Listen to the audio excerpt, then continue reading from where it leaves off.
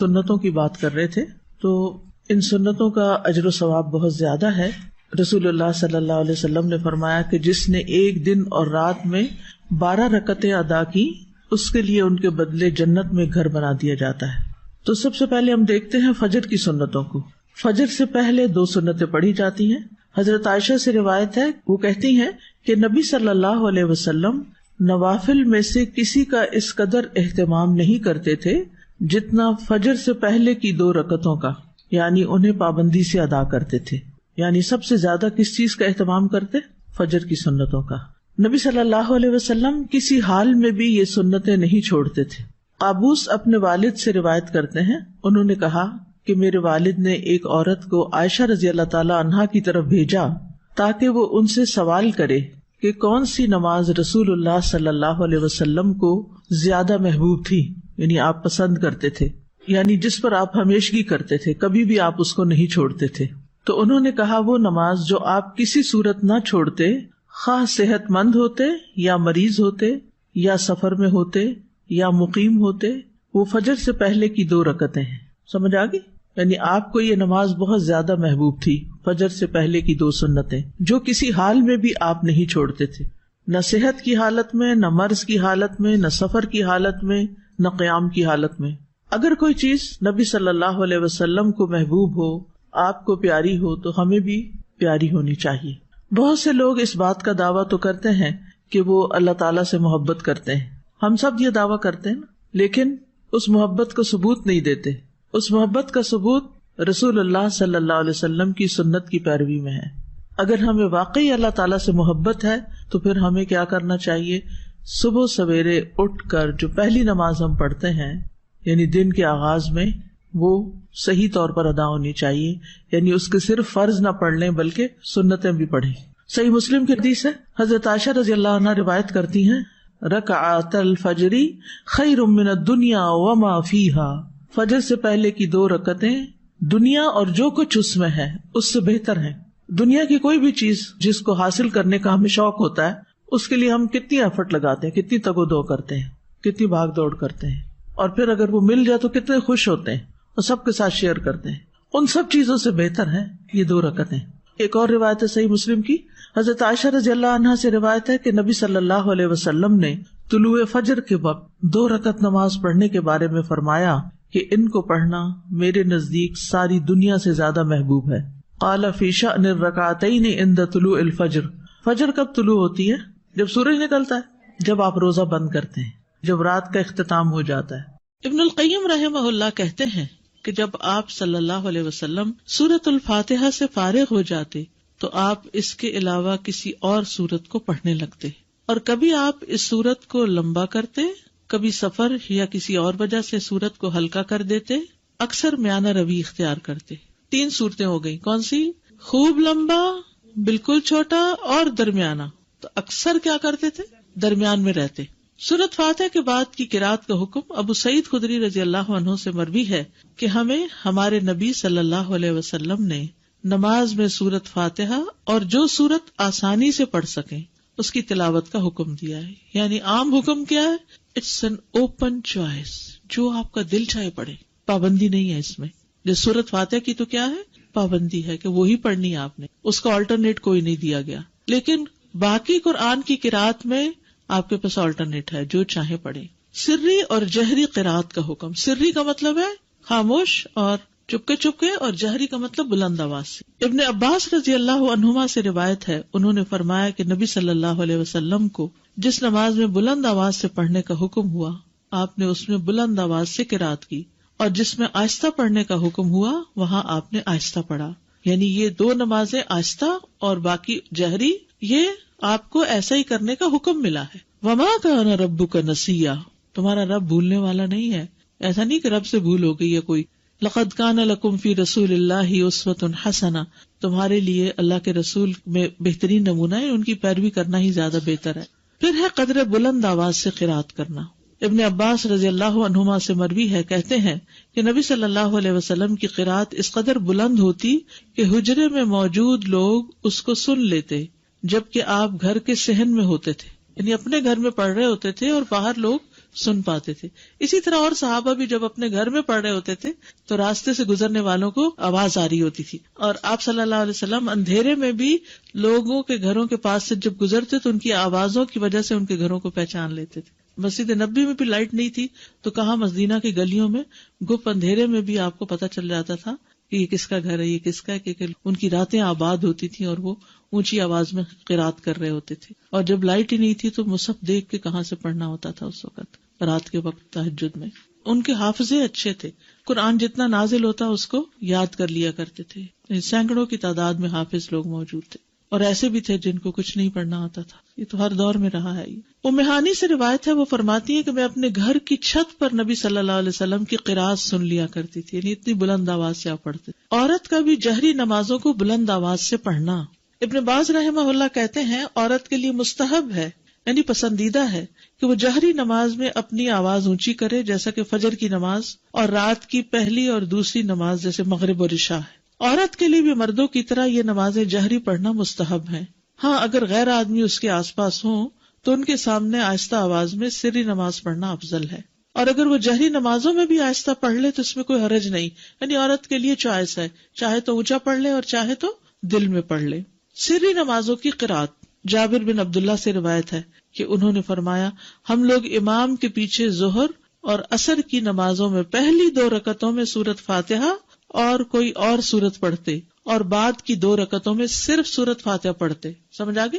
ظہر اور عصر میں پہلی 2 رکعتوں میں فاتحہ کے بعد کوئی سورت, اور آخری 2 رکعتوں میں صرف سورۃ فاتحہ. باقی نمازوں میں بھی ایسے ہی ہوتا ہے, لیکن اس میں پہلی 2 رکعتوں میں جہری قرات ہوتی. مقتدی سری نمازوں کی آہستہ قرات کرے گا. عمران بن حسین سے روایت ہے, انہوں نے کہا رسول اللہ صلی اللہ علیہ وسلم نے ہمیں ظہر یا عصر کی نماز پڑھائی, پھر فرمایا تم میں سے کس نے میرے پیچھے سبح اسم ربک الاعلی پڑھی؟ تو ایک آدمی نے کہا میں نے پڑھی, اور میں اس سے خیر کے سوا اور کچھ نہیں چاہتا تھا, یعنی نیکی سمجھ کے کیا ایسے. آپ نے فرمایا مجھے علم ہو گیا تھا کہ تم میں سے کوئی مجھے اس میں الجھا رہا ہے, یعنی آپ بھی وہی سورت پڑھ رہے تھے اور پیچھے والا بھی تھوڑی تھوڑی اونچی آواز میں پڑھنے لگا, اور وہ نیکی کی نیت سے پڑھنے لگا کہ چلو میں بھی. بعض اوقات کوئی قاری اتنا اچھا پڑھ رہا ہوتا ہے کہ انسان بھول ہی جاتا ہے کہ اس نے چپ کر کے سننا ہے, وہ بھی ساتھ شروع ہو جاتا ہے, تو ان کی بھی یہی کیفیت ہوئی. تو اس سے امام الجھتا ہے اور امام بھولتا ہے, اس لیے خاموشی رکھنی چاہیے. عبداللہ بن عمر سے مروی ہے کہ ایک مرتبہ نبی صلی اللہ علیہ وسلم نے اعتکاف کے دوران لوگوں کو خطبہ دیتے ہوئے فرمایا تم میں سے جو شخص بھی نماز پڑھنے کے لیے کھڑا ہوتا ہے در حقیقت وہ اپنے رب سے سرگوشی کرتا ہے, اس لیے تمہیں معلوم ہونا چاہیے کہ تم اپنے رب سے کیا سرگوشی کر رہے ہو, اور تم نماز میں ایک دوسرے سے اونچی قرات نہ کیا کرو. نماز میں ایک دوسرے سے اونچی قرات نہ کیا کرو. عبداللہ بن مسعود رضی اللہ عنہ سے مروی ہے, انہوں نے کہا کہ صحابہ نبی صلی اللہ علیہ وسلم کے پیچھے قرات کیا کرتے تھے تو آپ نے فرمایا تم نے مجھ پر قرآن کو مشتبہ کر دیا. یہ پچھلی حدیث ہے نا کہ ایک دوسرے سے اونچی قرات نہ کیا کرو. اس کا مطلب یہ ہے کہ اگر کچھ لوگ اپنی اپنی نماز بھی پڑھ رہے ہیں, جیسے سنت وغیرہ پڑھ رہے ہیں, تو اس میں اتنی اونچی آواز سے نہ پڑھے کہ جو پاس کھڑا ہے وہ ڈسٹرب ہو جائے. کئی لوگ امام کے پیچھے بھی آہستہ آہستہ اونچا پڑھتے ہیں, وہ دوسرے کو خلل میں ڈال دیتے ہیں. تو اتنی بس آواز ہو کہ آپ خود ہی سن سکیں, دوسرا ڈسٹرب نہیں ہونا چاہیے. اگر فرض نماز میں ہم غلطی سے آخری 2 رکعت میں بھی کوئی سورت پڑھ لیں, کوئی حرج نہیں. آرڈر امپورٹنٹ ہے, ضروری نہیں. ضروری نہیں. اچھا ہے اگر ہو, لیکن اگر یاد نہ رہے تو حرج نہیں. جو قرآن نماز میں پڑھا جاتا ہے وہ زیادہ افضل ہوتا ہے, زیادہ باعث اجر ہے بنسبت اس کے کہ جو خالی ہم مصحف لے کے بیٹھ کے پڑھتے ہیں. یعنی نماز کے اندر جو ہم تلاوت کرتے ہیں وہ افضل ہے. الذین آتیناہم الکتاب یتلونہ حق تلاوتہ اولئک یؤمنون بہ ومن یکفر بہ فاولئک ھم الخاسرون. وہ لوگ جنہیں ہم نے کتاب دی ہے اسے پڑھتے ہیں جیسے اس کی تلاوت کا حق ہے, یہ لوگ اس پر ایمان رکھتے ہیں, اور جو کوئی اس کے ساتھ کفر کرے تو وہی لوگ خسارہ اٹھانے والے ہیں. تلاوت کرنا قرآن کو خوبصورت بنانا ہے, تزیین ہے قرآن کی. براء ابن عازب سے روایت ہے, کہتے ہیں کہ رسول اللہ صلی اللہ علیہ وسلم نے فرمایا زینوا القرآن, قرآن کو زینت بخشو, باصواتکم, اپنی آوازوں سے. سبحان اللہ, ہر چیز کو بیوٹیفائی کرتے ہیں نا, آپ اپنے چہرے کو بیوٹیفائی کرتے ہیں, اپنے گھر کو کرتے ہیں, اپنی چیزوں کو کرتے ہیں, اپنے ہاتھوں کو, ناخنوں کو, کس کس چیز کو. یعنی انسان کے اندر ایک یہ حص ہے نا کہ اسے خوبصورت چیزیں اچھی بھی لگتی ہیں اور وہ ان کے لیے کوشش بھی کرتا ہے. اب جو چیزیں تو نظر آتی ہیں ان کو تو آپ اپنے ہاتھوں سے کچھ اوپر لگا کے کچھ کر کے خوبصورت بناتے ہیں، لیکن قرآن کو آپ کیسے خوبصورت بناتے ہیں، زینت بخشتے ہیں اس کو خوبصورت آواز سے پڑھ کے، عمدہ طریقے سے پڑھ کے. ہم لوگ قرآن کو زینت کیسے بخشتے ہیں؟ خوبصورت غلاف چڑھا کے، مخمل کے، اور ستارے پھر اوپر لگا لیتے ہیں، اور ستاروں کے اوپر موتی بھی لگا لیتے ہیں، اور پھر اوپر رکھ دیتے ہیں، اور اس سے گھر کو سجاتے ہیں. اور جب پڑھنے کی باری آتی ہے تو 2 لائنیں ٹھیک سے نہیں پڑھ سکتے، جبکہ نبی صلی اللہ علیہ وسلم نے فرمایا زین القرآن باصواتکم، اپنی آوازوں کے ذریعے قرآن کو زینت بخشو. ہر انسان کے اندر اچھی آواز سننے کا ایک ذوق پایا جاتا ہے، اور آوازیں انسان کے دل پر اثر انداز ہوتی ہیں. گانا لوگ کیوں پسند کرتے ہیں؟ اگرچہ الفاظ اس کے گھٹیا بھی ہوتے ہیں، اور لوگوں کو اس گانے کے بعض اوقات یا نعت کا خاص طور پر ان کو الفاظ کو کچھ سمجھ نہیں آ رہی تھی کیا پڑھا جا رہا ہے، صرف آواز ہوتی ہے اس میں. یعنی بعض اوقات جیسے اب ربیع الاول آیا چاہتا ہے اور گھر گھر میں میلاد ہوتے ہیں، تو اس میں بس نعتوں کی جو سلیکشن کر لیتے ہیں لوگ، اس میں بعض اوقات ٹوٹلی وہ شرکیہ ہوتے ہیں الفاظ، بعض اوقات ویسے ہی غلط ہوتے ہیں. اور جب ان سے پوچھا جائے کہ یہ کیا ہے، اس کا مطلب کیا، تو ایک دفعہ ایسے ہی مجھے کسی نے لیکچر کے لیے بلایا تو میں وہاں گئی تو مجھے پتا چلا کہ یہاں تو کوئی میلاد ہے. تو مجھ سے پہلے کسی نے، ایک بہت پڑھی لکھی خاتون تھی، انہوں نے ایک نعت پڑھی. جب وہ پڑھ نہیں تھے تو میں نے لکھ لیا یہ کیا کہہ رہی ہیں. پھر میں نے اس سے آغاز کیا، میں نے کہا کہ ان الفاظ کا معنی کیا ہے؟ آپ نے سوچا؟ اب دیکھیے کہ اس کا مطلب یہ بنتا ہے. مکمل شرک تھا. تو ان کی آنکھیں کھل گئی. یہ کہا جا رہا تھا کیونکہ کوئی سوچتا ہی نہیں کہ کیا رہے ہیں، صرف کس چیز کو فالو کر رہے تھے، ٹیونز کو.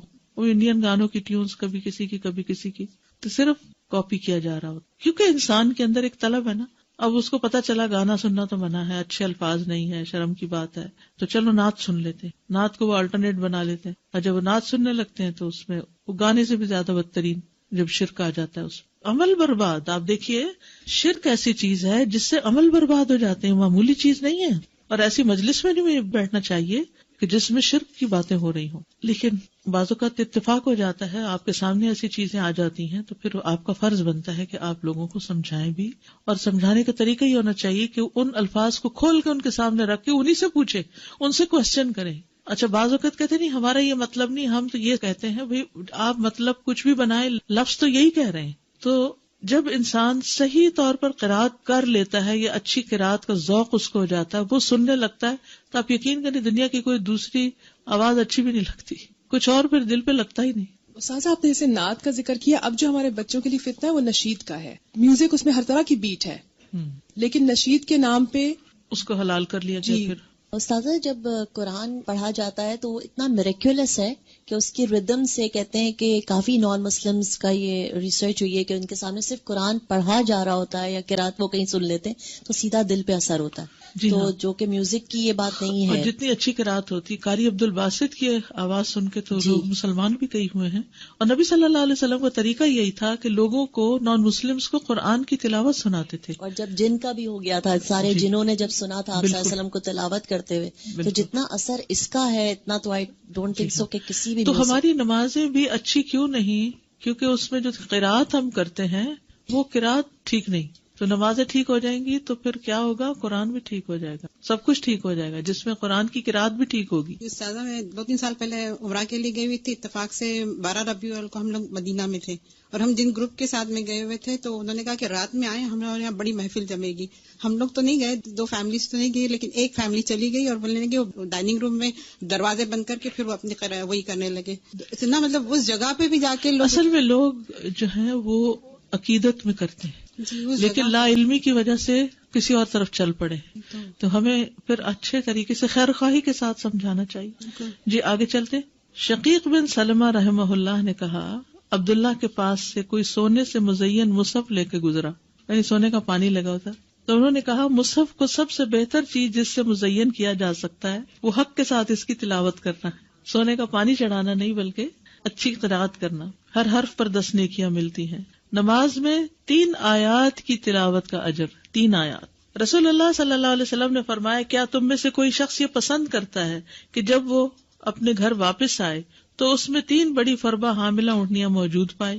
ہم نے عرض کی جی ہاں. آپ نے فرمایا پس 3 آیات جنہیں تم میں سے کوئی شخص اپنی نماز میں پڑھتا ہے وہ اس کے لیے 3 موٹی تازی حاملہ اونٹنیوں سے بہتر ہیں، یعنی قل هو اللہ احد اللہ الصمد لم یلد ولم یولد ولم یکن لہ کفوا احد پڑھنا جو ہے اتنا مال اکٹھا کرنے سے بہتر ہے. اب یہ صرف میں آپ کو بتا رہی ہوں جو چیز احادیث سے پتہ چلتی ہے کہ نماز میں بھی قرات کا فائدہ کتنا ہے. میں نے پہلے عرض کیا نا کہ نماز کے اندر جو قرآن پڑھا جاتا ہے اس کا اجر و ثواب بڑھ جاتا ہے، اور 3 آیتوں کا اجر بھی 3 اونٹنیوں سے، مادی چیزوں سے اس کو برابر کر کے دکھایا گیا، کمپیریزن کیا گیا. نماز میں 10 آیات کی تلاوت کا بے حد اجر و ثواب. نبی صلی اللہ علیہ وسلم نے فرمایا جس آدمی نے رات کی نماز میں 10 آیات تلاوت کی اس کے لیے اجر کا خزانہ لکھ لیا جاتا ہے، اجر کا خزانہ، اور یہ خزانہ دنیا و ما فیہا سے بہتر ہے. اللہ اکبر. اور پھر جب قیامت کا دن ہوگا تو تمہارا رب عز و جل فرمائے گا پڑھتا جا اور ہر آیت کے بدلے میں 1 درجہ چڑھتا جا، یہاں تک کہ جو سب سے آخری آیت اس کو یاد ہوگی اس تک پہنچ جائے گا. تب تیرا رب عز و جل بندے سے فرمائے گا مٹھی بھرو. وہ بندہ اپنے ہاتھ کے اشارے سے کہے گا اے رب تو خوب جانتا ہے کہ کیا بھروں. تو وہ فرمائے گا کہ ایک ہاتھ میں ہمیشگی اور دوسرے میں نعمتیں بھر لو. اور یہ اجر و ثواب ہے کس چیز کا؟ نماز میں قرآن کی تلاوت کا. 10 آیات کی تلاوت غفلت سے نکالنے کا سبب ہے، اور یہ سب نماز سے متعلق اجر ہے. وہ جو آپ پڑھتے ہیں نا ہر حرف پہ 10 نیکیاں، وہ نماز یا نماز کے علاوہ سب جگہ ہے. لیکن یہ اب نماز کے اندر پڑھنے لگے تو اجر کتنا بڑھ گیا. رسول اللہ صلی اللہ علیہ وسلم نے فرمایا جس شخص نے 10 آیتوں سے قیام کیا وہ غافلوں میں نہیں لکھا جاتا، یعنی وہ غافل نہیں. 100 آیات کی تلاوت فرما برداری کی علامت ہے. ومن قام ب100 آیۃ کتب من القانتین، اور جو 100 آیتوں سے قیام کرے وہ فرما برداروں میں لکھا جاتا ہے. قوموا للہ قانتین میں اس کا شمار ہو جاتا ہے. رسول اللہ صلی اللہ علیہ وسلم نے فرمایا جس نے رات کی نماز میں 100 آیات کی تلاوت کی اسے غافلین میں نہیں لکھا جاتا، اسے فرما برداروں میں لکھ لیا جاتا ہے. 1000 آیات کی تلاوت کا بے انتہا اجر. رسول اللہ صلی اللہ علیہ وسلم نے فرمایا جو 1000 آیات سے قیام کرے وہ بے انتہا ثواب جمع کرنے والوں میں لکھا جاتا ہے. تو اس کے لیے حرص ہونی چاہیے کہ کچھ صورتیں زبانی آتی ہوں جنہیں ہم نماز میں پڑھ سکیں. 30واں پارہ تو کرنا ہی کرنا چاہیے، اور اس کے لیے میں نے آپ کو ایک ہوم ورک دیا تھا کہ آپ ایک اسکیجول بنا لیں 30ویں پارے کو پڑھنے کا، کہ فجر میں کون سی صورتیں پڑھنی ہیں اور ظہر میں اور عصر میں ترتیب بنا لیں. تو اس سے یہ ہوگا کہ انشاءاللہ بہت کچھ نماز میں پڑھ سکتے ہیں. جی مغرب، عشاء، تہجد یہ سب اس میں آتا ہے. ایون فجر بھی آپ دیکھیں دن نکلنے سے پہلے پڑھی جاتی ہے. فجر کی نماز میں قرات، حضرت عائشہ سے روایت ہے انہوں نے فرمایا کہ نبی صلی اللہ علیہ وسلم صبح کی نماز فجر سے پہلے ہلکی پھلکی سی 2 رکعتیں پڑھتے تھے. حتیٰ کہ میں سوچتی کہ شاید آپ نے ام الکتاب نہیں پڑھی، نہیں سورۃ فاتحہ بھی نہیں پڑھی. یعنی فجر سے پہلے کی 2 سنتیں ہلکی، اور اس میں ایک میں قل یا ایھا الکافرون اور دوسری میں قل ھو اللہ. حضرت عائشہ کہتی کہ رسول اللہ صلی اللہ علیہ وسلم فجر سے پہلے 2 رکعت سنت پڑھتے اور کہا کرتے تھے کہ یہ دونوں صورتیں جو فجر کی 2 رکعتوں میں پڑھی جاتی ہیں کیا ہی بہتر ہیں، قل ھو اللہ احد اور قل یا ایھا الکافرون. کیا ہی بہتر ہے، کتنی اچھی ہیں. اور کہنے والا کا سر اچھا بس قل یا ایھا الکافرون نہیں. اگر نبی صلی اللہ علیہ وسلم نے ان کی تعریف کر دی تو یہی پڑھنا زیادہ افضل ہے کچھ اور پڑھنے سے. نماز فجر میں 60 سے 100 آیات کی قرات. ابو برزہ الاسلمی سے روایت ہے، وہ کہتے ہیں کہ رسول اللہ صلی اللہ علیہ وسلم عشاء کو تہائی رات تک مؤخر کر دیتے اور اس سے پہلے سونے اور بعد میں گفتگو کرنے کو ناپسند فرماتے، اور فجر کی نماز میں 100 سے لے کر 60 آیتیں تلاوت فرماتے، اور ایسے وقت میں سلام پھیرتے جب ہم ایک دوسرے کے چہرے کو پہچان سکتے تھے، یعنی روشنی ہو جاتی تھی. یہ مطلب ہے. ابو برزہ رضی اللہ عنہ سے روایت ہے کہ رسول اللہ صلی اللہ علیہ وسلم صبح کی نماز میں 60 سے 100 آیات کی قرات فرماتے تھے. صبح کی نماز میں 60 سے 100 آیات کی تلاوت کرتے. سورت واقعہ اور اس جیسی صورتیں پڑھنا. جابر بن سمرہ فرماتے ہیں کہ رسول اللہ صلی اللہ علیہ وسلم بھی تمہاری نمازوں کی طرح نمازیں پڑھایا کرتے تھے جس طرح آج کل تم پڑھاتے ہو، لیکن وہ نماز میں تخفیف فرماتے یعنی ہلکا پڑھاتے تھے، اور ان کی نماز تمہاری نماز سے ہلکی ہوتی تھی. وہ نماز فجر میں سورت واقعہ اور اس جیسی صورتیں پڑھتے تھے. سورت قاف کی قرات، فجر کی نماز میں سورت قاف یا اس کی جیسی دوسری صورتیں پڑھا کرتے. صافات کی قرات یعنی سورت صافات بھی آپ نے پڑھی. سورت التکویر اذا الشمس کورت، اس کو بھی پڑھتے ہوئے سنا فجر کی نماز میں عمرو بن حریث نے. سورت المؤمنون کی آیات یعنی پوری سورت نہیں بلکہ اس کی آیات. عبداللہ بن صاحب سے روایت ہے انہوں نے کہا نبی صلی اللہ علیہ وسلم نے ہمیں مکہ میں صبح کی نماز پڑھائی تو سورت مؤمنون کی قرات شروع کی، حتیٰ کہ موسیٰ اور ہارون علیہ السلام کا ذکر آیا یا عیسیٰ علیہ السلام کا ذکر آیا تو اس وقت نبی صلی اللہ علیہ وسلم کو کھانسی آنے لگی تو آپ رکوع میں چلے گئے. اس سے کیا پتہ چلتا ہے کہ اگر انسان کو بھولنے لگ جائے، بعض اوقات ایسا ہوتا ہے نا کہ امام بڑی اچھی قرات کرتا کرتا جا رہا ہوتا ہے اور ایک دم بیچ میں اٹکنا شروع ہو جاتا ہے، تو پھر بجائے اس کے کہ وہ غلط پڑھے، اللہ اکبر کر دے، یا کھانسی آ گئی یا کوئی بھی وجہ ہو گئی، تو پھر بیچ میں بھی آدھی سورت کے بھی رکوع کیا جا سکتا ہے. بعض اوقات یہ بھی ہو سکتا ہے کہ آدھی ایک رکعت میں اور آدھی دوسری رکعت میں. سورۃ الروم کی قرات صبح کی نماز میں آپ نے کی. سورۃ زلزال کی قرات، اب آپ دیکھیے کہاں لمبی لمبی صورتیں بھی اور کہاں اذا زلزلت الارض زلزالها. سورۃ الفلق اور الناس کی قرات، کبھی ایسا ہوتا ہے نا دیر سے آنکھ کھلی آپ کی تو لمبی تو نہیں پڑھ سکتے، تو پھر کیا ہے 2 چھوٹی صورتیں پڑھ لیں، یہ بھی آپ کی سنت ہے. مختلف آیات کی قرات، یعنی پوری سورت نہیں کچھ آیتیں. یہ بھی سوال آتا ہے نا کچھ لوگوں کی طرف سے کہ اگر سورۃ البقرہ کی آخری آیات مثلاً ہم پڑھ رہے ہیں یا آیت الکرسی پڑھ رہے ہیں تو کیا یہ کافی ہے؟ جی ہاں کافی ہے. اور اس کی دلیل کیا ہے؟ قطبہ بن مالک سے روایت ہے کہ انہوں نے فجر کی نماز میں نبی صلی اللہ علیہ وسلم کو وَالنَّخْلَ بَاسِقَاتٍ لَهَا طَلْعٌ نَضِيدٌ کی قرات کرتے ہوئے سنا، یعنی یہاں سے پڑھا.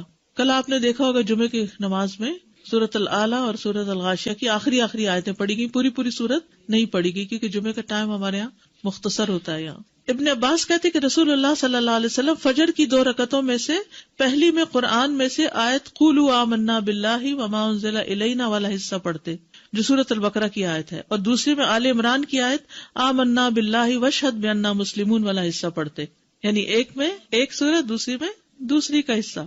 ابن عباس سے روایت ہے کہ انہوں نے کہا رسول اللہ صلی اللہ علیہ وسلم فجر کی 2 رکعتوں میں قرآن میں سے قولوا آمنا باللہ اور تعالوا الی کلمۃ سواء بیننا وبینکم پڑھا کرتے تھے. مختلف صحابہ کی نماز فجر کی قرات، اس میں عمر رضی اللہ عنہ نے پہلی رکعت میں سورۃ البقرہ کی 120 آیات پڑھی.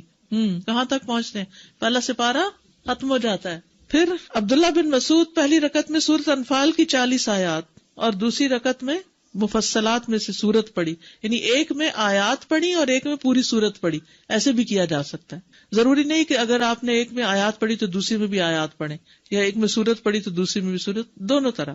قتادہ نے اس شخص کے متعلق جو ایک سورت کو 2 رکعتوں میں اس کے 2 حصے کر کے یا ایک ہی سورت کو 2 رکعت میں دہراتا ہے، فرمایا یہ سب اللہ کی کتاب ہے، ہر طرح سے پڑھنا جائز ہے. سورت اخلاص کی قرات ہر سورت میں ایک صحابی پڑھتے تھے، تو آپ کو شکایت کی گئی تو آپ نے پوچھا اس سے، تو اس نے جواب دیا مجھے اس سورت سے محبت ہے. آپ نے فرمایا تیرا اس سورت سے محبت کرنا تجھے جنت میں داخل کر دے گا. ٹھیک ہے. اچھا، جمعے کے دن فجر کی نماز کی پہلی رکعت میں سورت السجدہ اور دوسری میں الدہر پڑھا کرتے تھے. اچھا، یہ جو ساری احادیث آپ کے سامنے میں نے رکھی ہیں، اس سے آپ کو سمجھ میں کیا آیا؟ پہلے تو حفظ ہونی چاہیے، بالکل ٹھیک ہے. ہم لمبی بھی پڑھ سکتے ہیں، ایز پر سچویشن چھوٹی بھی پڑھی جا سکتی ہے. آیات بھی کسی سورت کے منتخب کر کے پڑھ سکتے ہیں اور پوری سورت بھی پڑھ سکتے ہیں. جی، فجر کی نماز لمبی پڑھی ہے. اب آگے ظہر اور عصر مغرب سب نمازوں کا انشاءاللہ ذکر کریں گے کہ کیا کیا پڑھا ہے. مجھے ذاتی طور پر اس کا بڑا ہی شوق ہوتا تھا کہ پتہ چلے کہ آپ کیا پڑھتے تھے، کس نماز میں کتنا پڑھتے تھے. تو انشاءاللہ یہ چیزیں آپ کے سامنے آئیں گی تاکہ اس میں سے جو چاہیں آپ پھر اختیار کر لیں. ٹھیک ہے. اگر فرض نماز میں نے شروع کی اور میں ایک سورت شروع کیا لیکن اس کو بھول گئی ہوں، تو میں کوئی اور شروع کر سکتی ہوں اس کی جگہ؟ اور آپ یہ جو 60 to 100 آیات کہہ رہی ہیں، یہ ایک رکعت میں کہ دونوں ملا کے؟ دونوں طرح. نماز کے بعد کے اذکار، ایک بار اللہ اکبر کہنا اور اونچی آواز میں. ابن عباس کہتے ہیں میں نبی صلی اللہ علیہ وسلم کی نماز کے مکمل ہونے کو تکبیر کی وجہ سے سمجھ جاتا تھا، یعنی سلام پھیرنے کے بعد آپ اللہ اکبر کہتے. نمبر 2، 3 بار استغفر اللہ کہنا، میں اللہ سے بخشش مانگتا ہوں. صبان کہتے ہیں کہ رسول اللہ صلی اللہ علیہ وسلم جب اپنی نماز سے فارغ ہوتے تھے تو 3 مرتبہ استغفار فرماتے.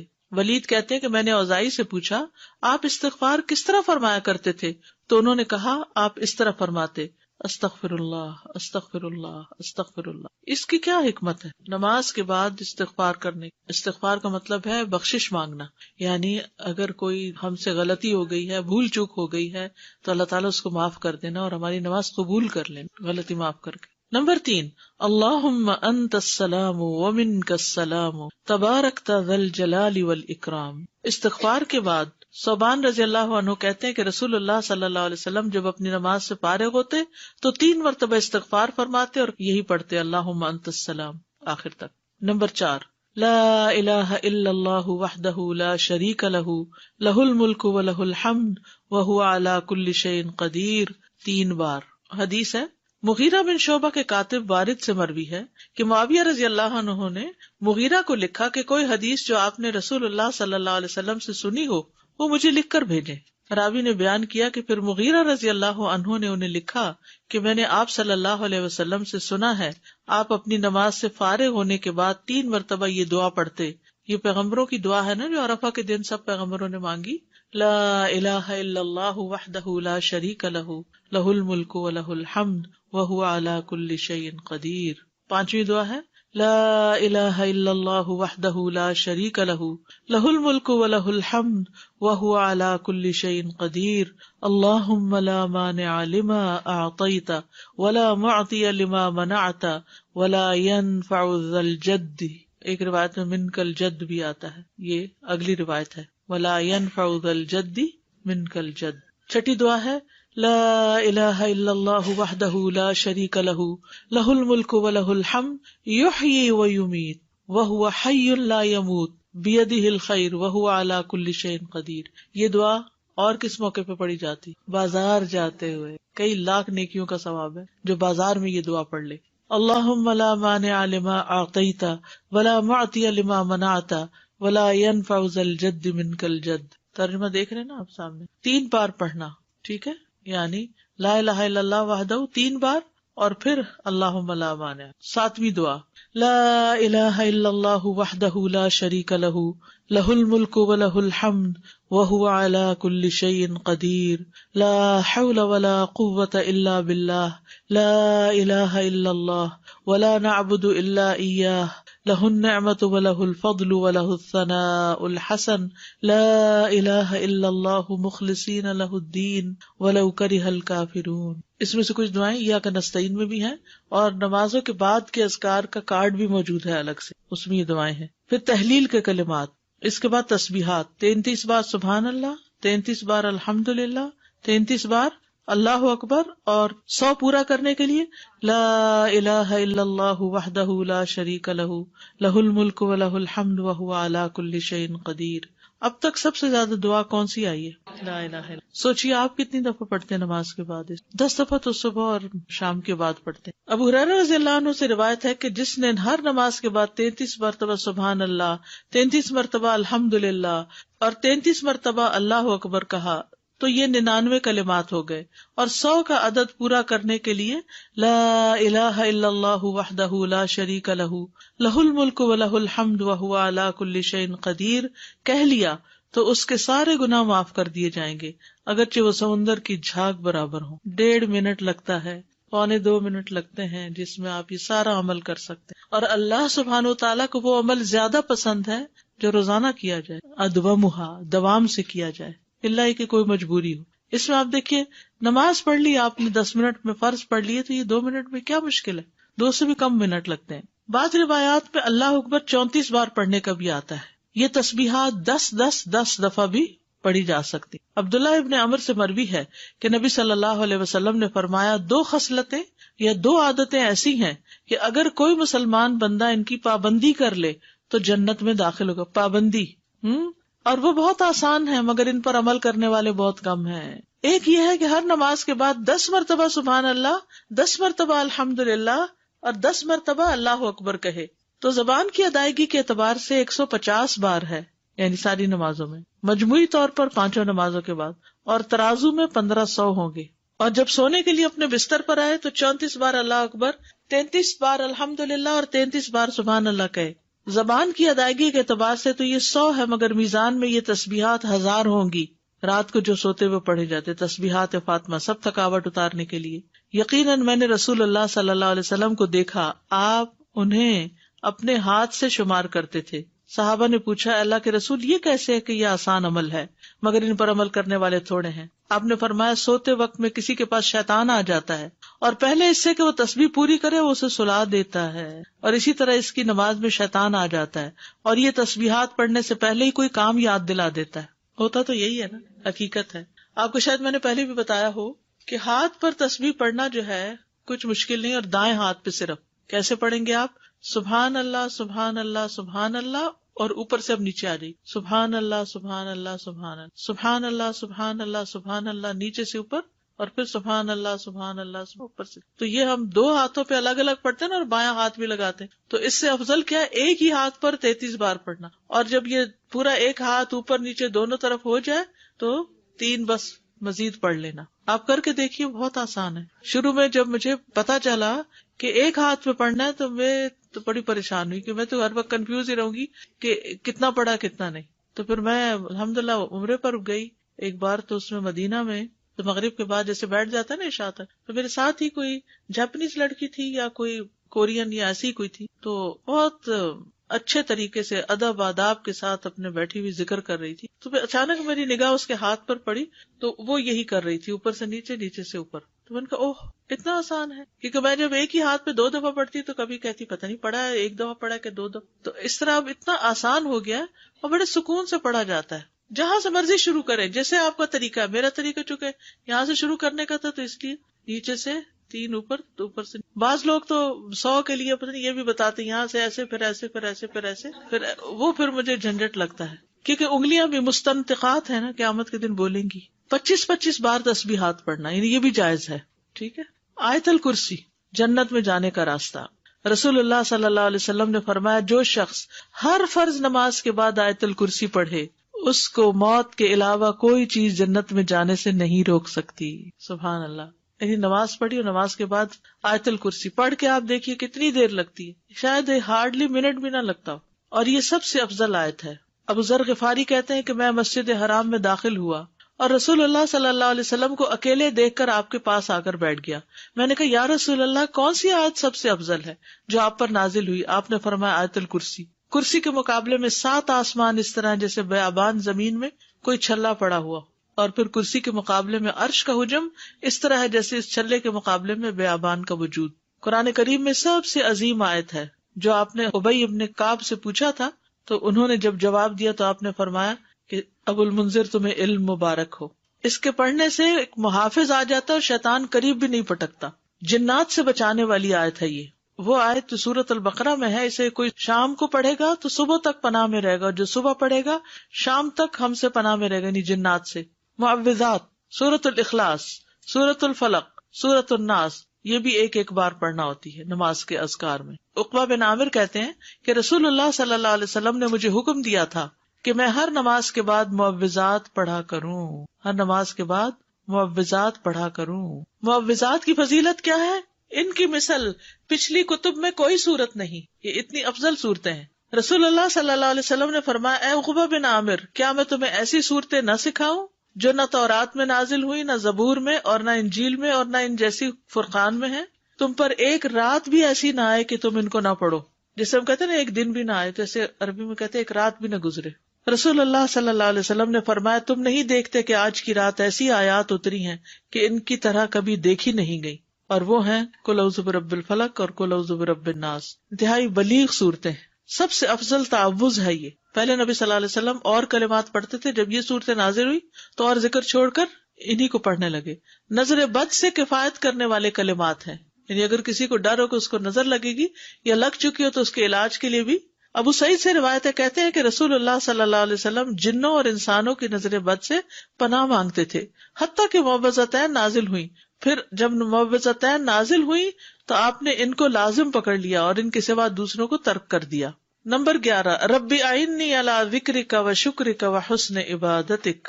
معاذ بن جبل کہتے ہیں کہ رسول اللہ صلی اللہ علیہ وسلم نے میرا ہاتھ پکڑا اور فرمایا میں تم سے محبت رکھتا ہوں اے معاذ. میں نے عرض کیا میں بھی آپ سے محبت کرتا ہوں یا رسول اللہ. تو رسول اللہ صلی اللہ علیہ وسلم نے فرمایا تم پابندی سے ہر نماز میں یہ دعا مانگا کرو رب اعنی علی ذکرک و شکرک و حسن عبادتک. اور آپ نے یہ ان کو وصیت کی تھی کہ کبھی نہ چھوڑنا اس کو. نمبر 12 رب قنی عذابک یوم تبعث عبادک. اے رب مجھے اس دن کے عذاب سے بچانا جس دن تو اپنے بندوں کو اٹھائے گا. پھر ہے نمبر 13 اللہم انی اعوذ بک من الکفر والفقر وعذاب القبر. کفر، فقر اور عذاب قبر سے تیری پناہ میں آتا ہوں اے اللہ.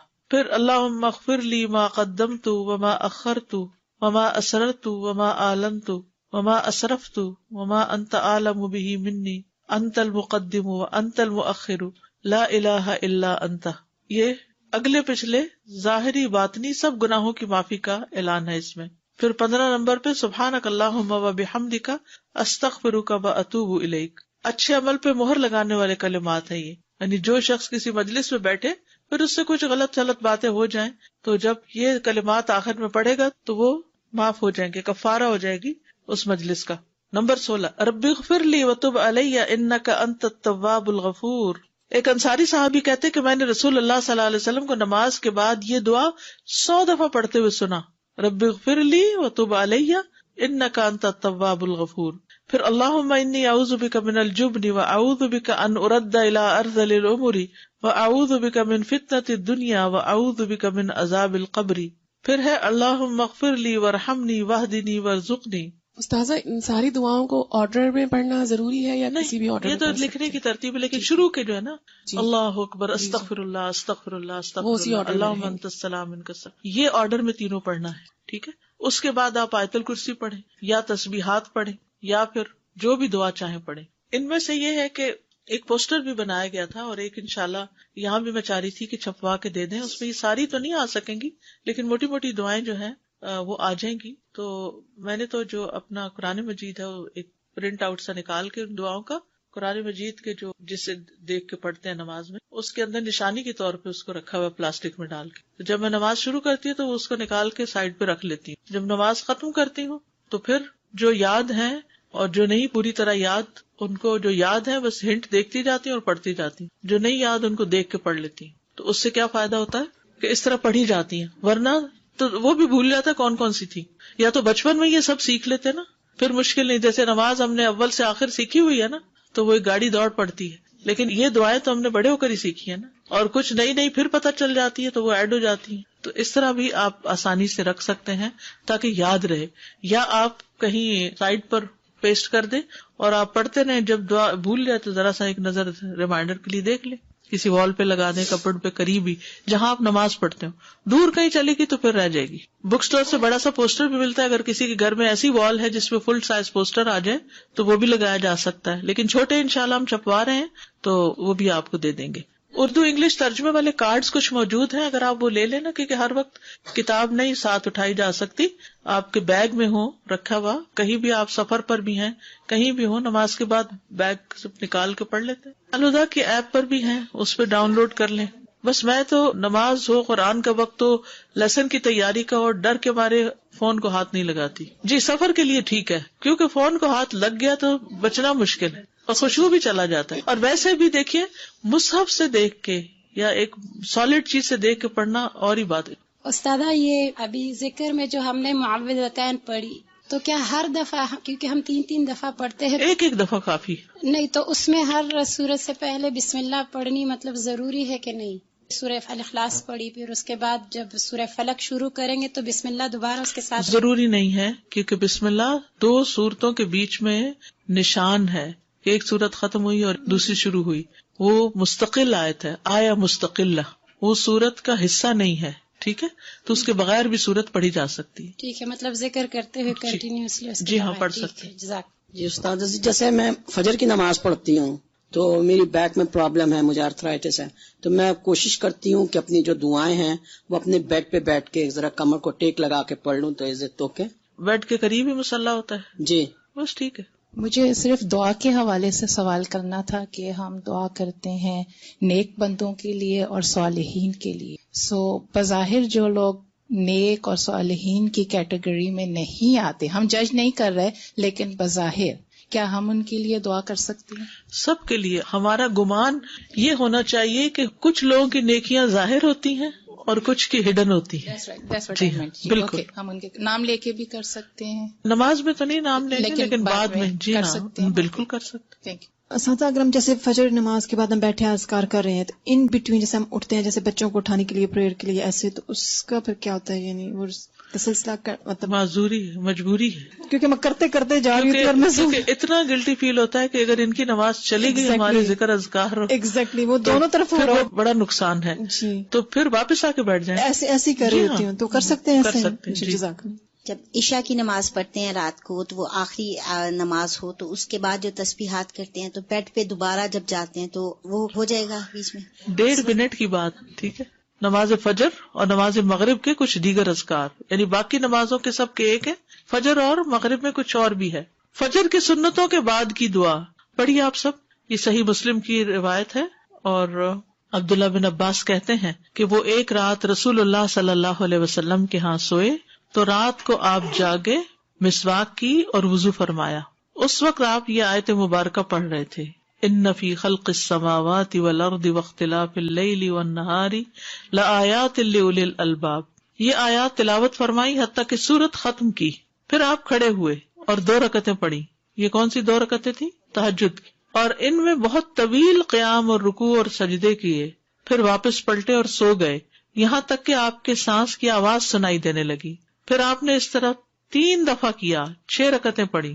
ہر دفعہ آپ مسواک کرتے، وضو فرماتے اور ان آیات کی تلاوت فرماتے. سبحان اللہ، یعنی کتنی مشقت اٹھاتے تھے آپ. پھر آپ نے 3 وتر پڑھے.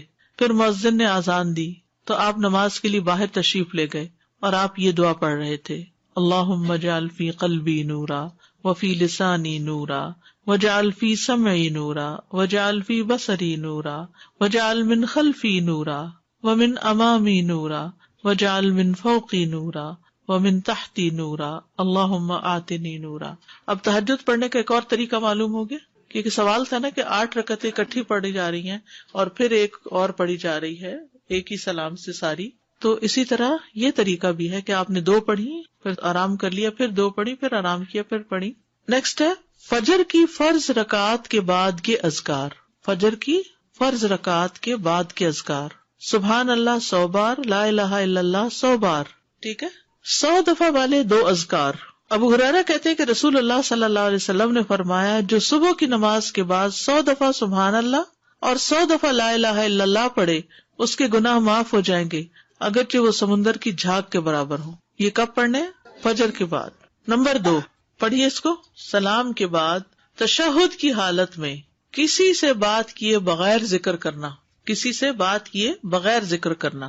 ابو ذر سے مروی ہے کہ رسول اللہ صلی اللہ علیہ وسلم نے فرمایا، جو شخص فجر کی نماز کے بعد نماز میں تشہد میں بیٹھنے کی طرح اپنی ٹانگ کو دوہرا کیے ہوئے ہو اور کسی سے بات کیے بغیر 10 مرتبہ لا الہ الا اللہ وحدہ لا شریک لہ لہ الملک و لہ الحمد یحیی و یمیت وہو علی کل شیء قدیر پڑھے گا، اس کے لیے 10 نیکیاں لکھ دی جائیں گی، اس کے 10 گناہ معاف کر دیے جائیں گے، اس کے 10 درجات بلند کر دیے جائیں گے، اور وہ اس دن ہر برائی سے محفوظ رہے گا اور اسے شیطان کی پہنچ سے دور کر دیا جائے گا، اور اس دن اللہ کے ساتھ شرک کے علاوہ کوئی گناہ اس لائق نہیں کہ اس کو پکڑ میں مبتلا کر دے.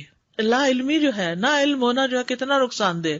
کتنی دیر لگے گی اس طرح 10 دفعہ پڑھنے میں؟ لیکن شرط یہ ہے کہ نہ وضو ٹوٹا ہو، نہ آپ اٹھے ہو، نہ بات کی ہو، جدھر بیٹھے ہیں ادھر ہی ٹانگ موڑے ہوئے ہی، یعنی کسی گناہ پہ پکڑ نہیں ہوگی. شرک کیا تو پکڑ ہوگی، یہ مطلب ہے. مغرب کی نماز کے بعد کا ذکر، لا الہ الا اللہ وحدہ لا شریک لہ لہ الملک و لہ الحمد یحیی و یمیت وہو علی کل شیء قدیر.